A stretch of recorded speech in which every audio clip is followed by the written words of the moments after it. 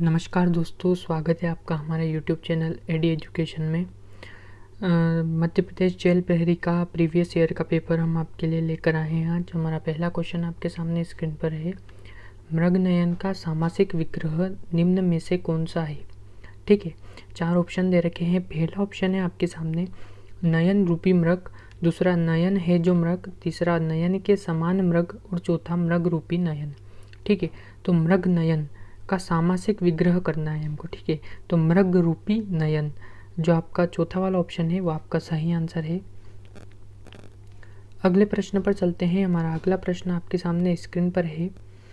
संरक्षण के लिए सही संधि विच्छेद को चुनिए। ठीक है, पहला ऑप्शन है समधन रक्षण, दूसरा है समधन रक्षण, तीसरा है समधन रक्षण और चौथा समधन रक्षण। ठीक है, तो जो समधन रक्षण जो दूसरा वाला ऑप्शन है वो आपका सही आंसर होगा। तो समधन रक्षण बराबर संरक्षण, ये आपका सही संधि विच्छेद है। ठीक है, दूसरा वाला ऑप्शन इसका सही आंसर है। अगले प्रश्न पर चलते हैं। तीसरा प्रश्न हमारे सामने स्क्रीन पर है। मानो कठिन आंगन चली ताते राते पाँव। ठीक है, में निम्न में से कौन सा अलंकार है? पंक्ति दे रखी है, उसमें से आपको चारों अलंकार ऑप्शन दे रखे हैं, उनमें से कौन सा अलंकार है वो बताना है। रूपक अलंकार है, श्लेष अलंकार है, उपमा अलंकार है या उत्प्रेक्षा अलंकार है। ठीक है, तो जो आपका चौथा वाला ऑप्शन है उत्प्रेक्षा अलंकार वो आपका सही आंसर होगा। ठीक, इसके अलावा हम एक और आपको बता देते हैं इसके अंदर श्लेष अलंकार का क्या अर्थ है। ठीक है, 4 ऑप्शन दे देंगे, उसमें से आपको एक अर्थ चुनना है। तो श्लेष का अर्थ होता है चिपका हुआ। ठीक है, तो इसी प्रकार अपनहुति अलंकार होता है, तो उसका आपको प्रश्न दे देंगे कि अपनहुति का अर्थ होता है, तो अपनहुति का अर्थ होता है निषेध करना या छिपाना। इस प्रकार आपको उन 4 ऑप्शन में से ये सही आंसर ढूंढना है। तो जो हमारा तीसरा वाला प्रश्न है उसका आंसर है उत्प्रेक्षा अलंकार, चौथा वाला ऑप्शन आपका वो सही आंसर है। अगले प्रश्न पर चलते हैं। अगला प्रश्न है हमारे सामने स्क्रीन पर। अंधे के हाथ बटेर लगना मुहावरे का अर्थ निम्न विकल्पों में से कौन सा है? पहला ऑप्शन है योग्यता न होने पर भी सफल होना, दूसरा है अत्याचार होना, तीसरा है मनोकामना पूर्ण होना और चौथा है एकमात्र सहारा। तो अंधे के हाथ बटेर लगना, इस मुहावरे का जो अर्थ है योग्यता न होने पर भी सफल होना। योग्यता तो नहीं है लेकिन फिर भी सफल हो गया, तो जो पहला वाला ऑप्शन है वो आपका सही आंसर होगा। अगले प्रश्न पर चलते हैं। अगला 5वां प्रश्न आपके सामने स्क्रीन पर है। इस प्रकार के क्वेश्चन आएंगे आपके एमपी जेल प्रहरी की एग्जाम में। ये प्रीवियस ईयर का पेपर लेकर आए हैं हम आपके लिए।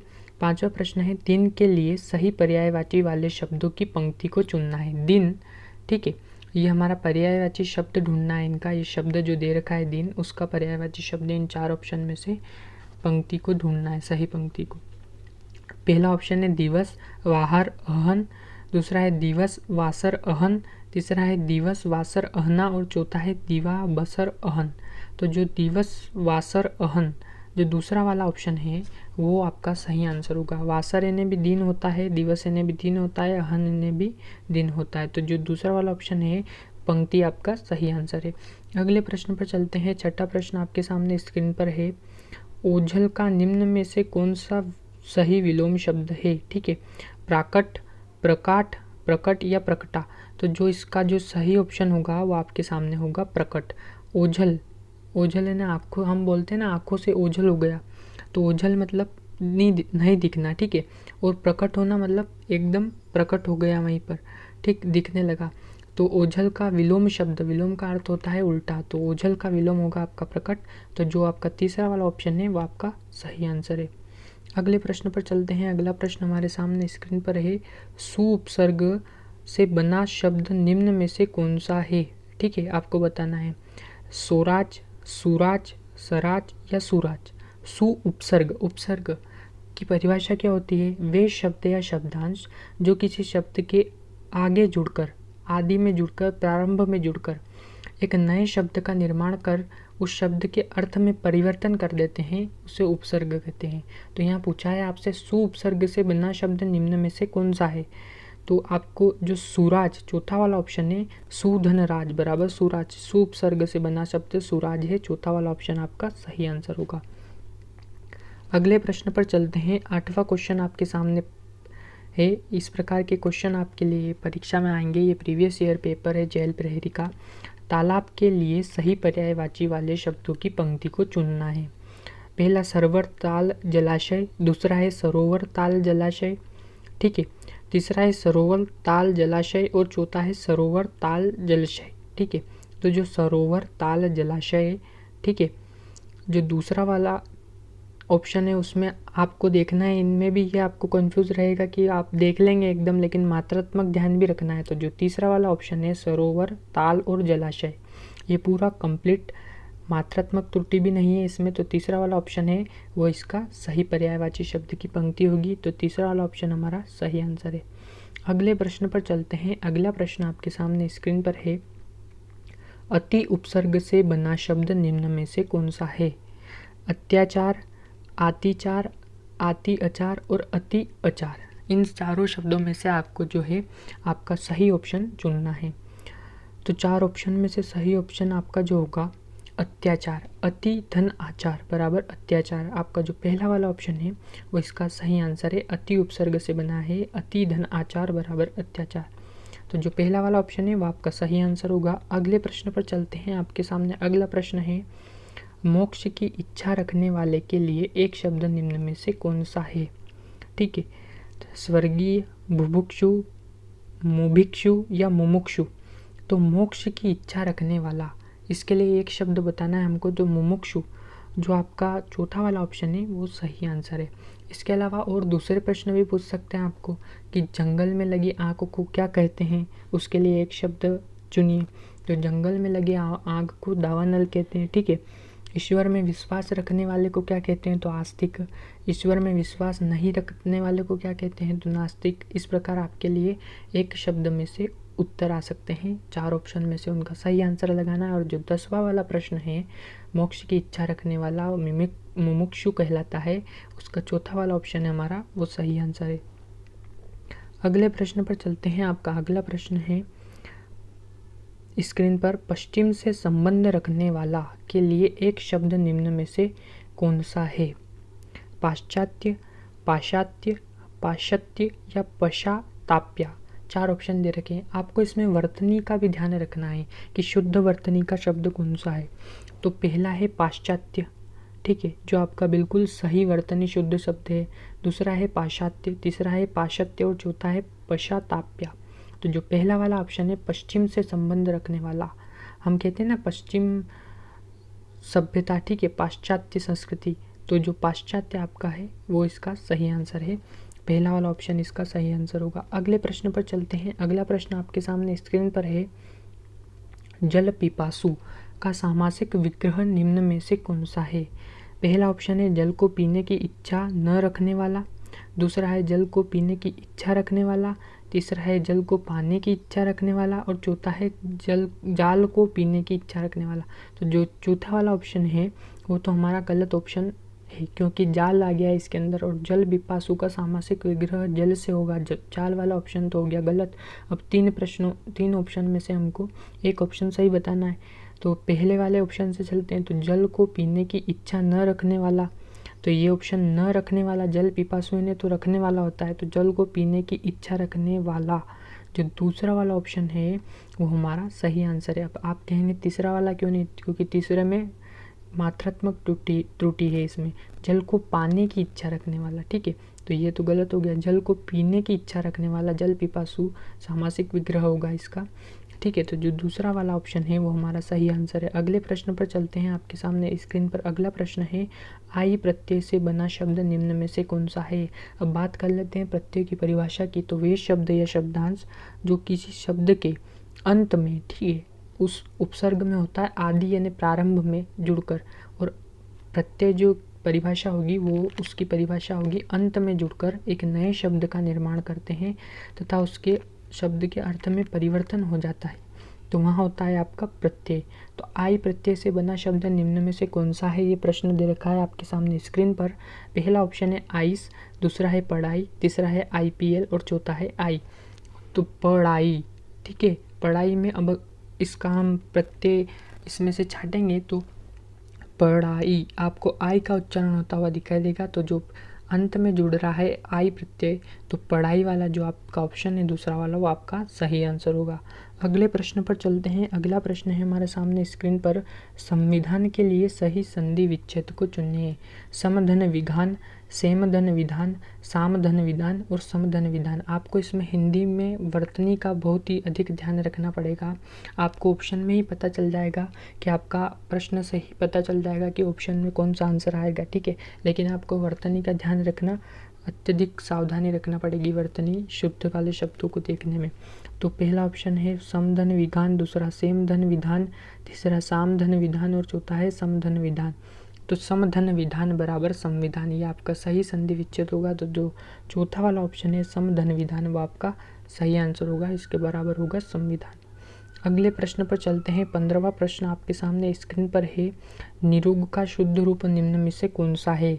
तो पहला निरोग, बड़ी ई की मात्रा है जिसमें, दूसरा है निरोगी, इसमें छोटी ई की मात्रा है, ठीक है। हमको पूछा है शुद्ध रूप निरोग का, तीसरा है निरोज और तो चौथा है निरोजी। तो निरोग का शुद्ध रूप होगा वो आपका होगा पहला वाला ऑप्शन है जिसमें बड़े ई की मात्रा है, वो सही आंसर होगा आपका, ठीक है, निरोग।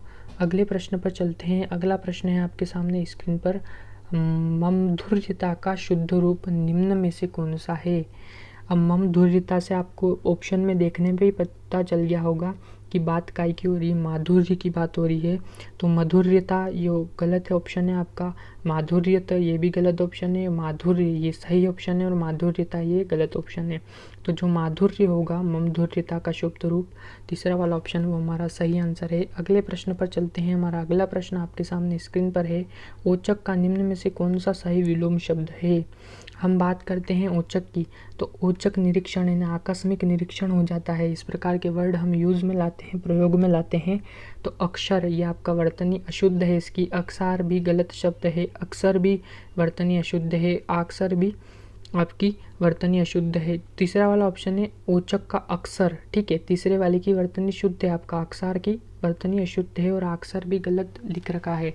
तो जो तीसरा वाला ऑप्शन है अक्षर, औचक का विलोम पूछना है, ठीक है। औचक निरीक्षण, औचक का निम्न में से कौन सा सही विलोम शब्द है। तो अक्षर, ठीक है। तो तीसरा वाला ऑप्शन है वो आपका सही आंसर होगा। अगले प्रश्न पर चलते हैं। अगला प्रश्न है हमारा, आपको कुछ पंक्तियां दे रखी है और उसमें रस पूछा है। बोरो सबे रघुवंश कुठार की धार में बारन बाजी सरतत्थ ही बान की वायु उड़ान के लक्षण, लक्ष्य करो अरिहा समरथ ही। में निम्न में से कौन सा रस है। शांत रस है, रौद्र रस है, श्रृंगार रस है या करुण रस है। तो रस की परिभाषा हम बता दें, ठीक है। आपको रस की परिभाषा इस प्रकार है कि रस की परिभाषा की बात करें तो काव्य को पढ़ने, सुनने या देखने से जो आनंद की अनुभूति होती है उसे हम साहित्य में रस कहते हैं, ठीक है। रस आपके पहले 9 प्रकार के थे। अब वात्सल्य रस जिसका स्थायी भाव होता है वत्सल या वात्सल, उसको जोड़ने के बाद आपके 10 रस हो गए हैं और उनके स्थायी भाव की संख्या 10 है, ठीक है। तो आपके इसमें कौन सा रस है, ये पंक्तियाँ दे रखी है उसमें आपको बताना है। तो जो रौद्र रस है वो इसका सही आंसर होगा। इन पंक्तियों में रौद्र यानी क्रोध का आपको स्थायी भाव आ रहा है, ठीक है। तो यहाँ पर रौद्र रस होगा। अब रौद्र रस की परिभाषा हम आपको इस प्रकार बताते हैं कि रौद्र रस किसे कहते हैं। तो सहृदय के हृदय में स्थित क्रोध नामक स्थायी भाव का विभाव, अनुभाव और संचारी भाव से संयोग होता है, तो वहाँ आपका रौद्र रस होता है। तो जो दूसरा वाला ऑप्शन है रौद्र रस वो आपका सही आंसर है। अगले प्रश्न पर चलते हैं। हमारा अगला प्रश्न है, पानी गए न उबरे मोती मानस चून, निम्न में से कौन सा अलंकार है। श्लेष अलंकार है, यमक अलंकार है, अनुप्रास अलंकार है या उपमा अलंकार है, ठीक है। तो पानी गए न उबरे मोती मानस चून में आपका जो अलंकार होगा वो श्लेष अलंकार होगा, ठीक है। पानी गए न उबरे मोती मानस चून, ठीक है, श्लेष अलंकार होगा, पहला वाला ऑप्शन है वो आपका सही आंसर है। अगले प्रश्न पर चलते हैं। अगला प्रश्न है हमारा आपके सामने, यह आज का आखिरी प्रश्न है।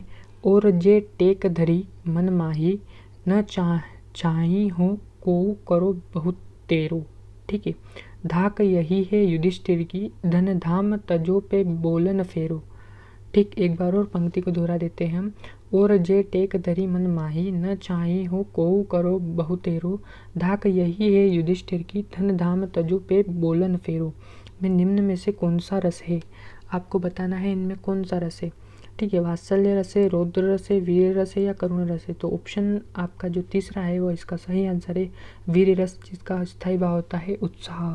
ठीक है, इन पंक्तियों को पढ़ने से ही उत्साह नामक स्थायी भाव का हमारे मन में संचार हो रहा है। ठीक है, तो सहृदय के हृदय में स्थित उत्साह नामक स्थायी भाव का विभाव, अनुभाव और संचारी भाव से संयोग होता है, तो वहाँ हमारा वीर रस होता है। तो इसका तीसरा वाला ऑप्शन है वीर रस, वो इसका सही आंसर है।